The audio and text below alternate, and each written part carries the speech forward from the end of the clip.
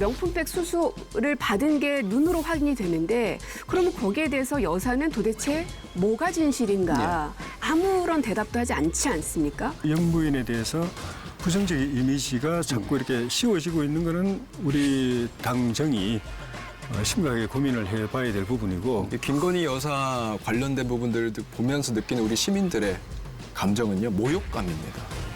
모멸감입니다.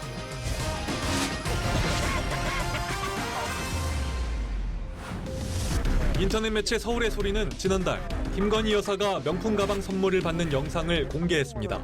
그래서 이거 왜 세우세요? 아니 그냥 뭐 다음부터는 뭐 못해도. 서울의 소리는 직접 명품 가방을 준비했고 부적절한 함정 취재란 지적이 나왔습니다.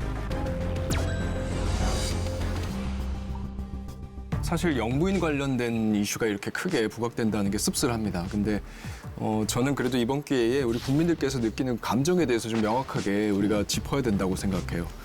이 김건희 여사 관련된 부분들을 보면서 느끼는 우리 시민들의 감정은요, 모욕감입니다. 모멸감입니다. 그러니까 이런 거예요. 아니, 김건희 여사가 지금 보여주는 이런 모습들이 용인되는 세상이라고 하면 아니, 평범한 나는 도대체 왜 이렇게 아등바등 살아왔는가. 나는 호주머니에 돈 없어도 한 푼 한 푼 아껴가면서 남한테 해코지 안 하고 법 지켜가면서 정직하게 살아왔는데 내가 지금 잘 살아온 건가? 이런 생각을 들게 지금 만든 행동들을 하고 계시는 거거든요. 사실은요, 김건희 여사는 어떤 권력도 위임받은 게 없습니다. 오히려 대선 과정에서는 본인이 부인으로서의 역할만 충실하겠다고 약속을 하셨어요. 근데 그 약속을 어기고 지금 무절제하게 권력을 행사하고 계십니다.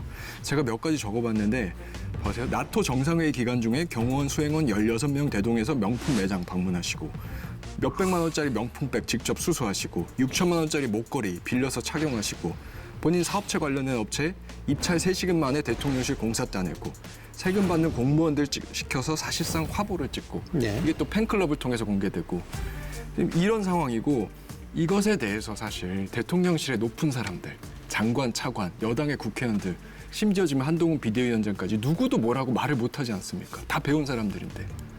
이런 상황을 목도하시는 우리 국민들이 느끼는 이 모욕감과 모멸감에 대해서 대한민국 정치하는 사람들은 다 이거 충분히 음미해봐야 된다고 생각하고요. 저는 이 자리에서 좀 말씀드리고 싶은 게 이건 대한민국 국민들이 느끼고 있는 이 감정이 틀린 게 아닙니다. 이건 오히려 그 상식이 맞다라는 거 우리가 빨리 확인시켜드려야 된다고 생각하고요. 명품 가방 그 수수 사건 같은 경우에는 이제 한동훈 전 법무장관이 이야기한 게 저는 맞다고 봅니다. 수수는 수수대로 문제가 있으면 책임져야 될 것이 있으면 책임져야 된다. 그다음에 몰카 공작을 통해서 그렇게 함정 취재를 한 건 그대로도 법적으로 문제가 있으면 또 책임져야 된다. 그런데 이런 유사한 이제 사건들이 부주의한 그 과정을 통해서 이렇게 자꾸 논란이 돼서 영부인에 대해서 부정적인 이미지가 자꾸 이렇게 씌워지고 있는 거는 우리 당정이 심각하게 고민을 해봐야 될 부분이고 그에 대해서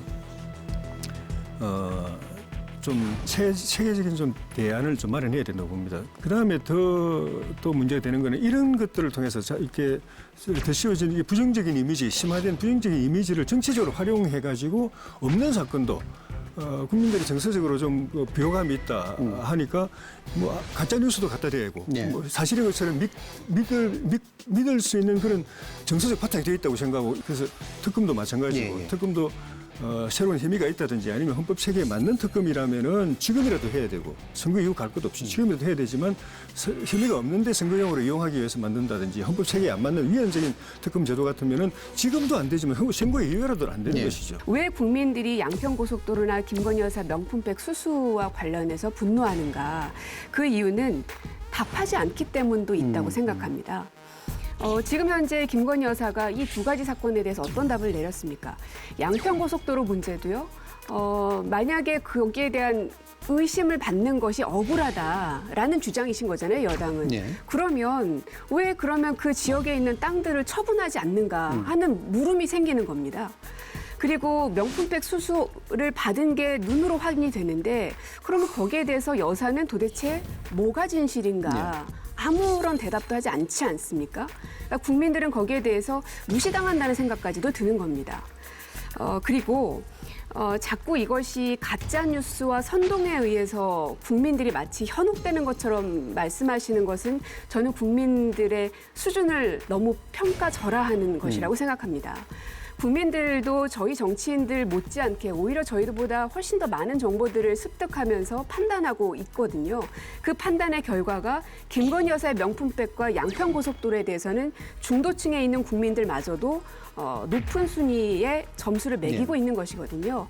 그러면 이것을 무조건 정쟁으로만 바라볼 것이 아니라 왜 국민들은 이 사건을 중요한 사건으로 바라보는가, 그리고 정부와 여사에게 어떤 대답을 원하고 있는 것인가.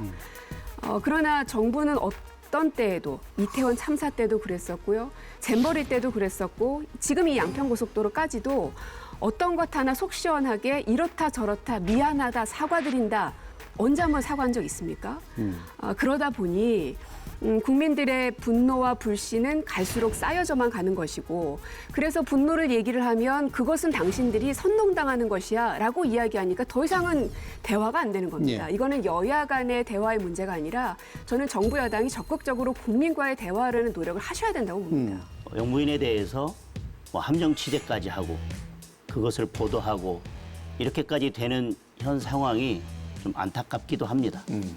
그러면서 계속해서 한편에서는 영부인을 소재로 해서 총선 국면이나 어쨌든 정치적인 국면마다 그것을 이용해서 어쨌든 유리한 상황을 만들기 위해서 그것을 계속 이용하는 이런 모습들이 국민들 보시기에 어떨까 좀 부끄럽기도 하고요.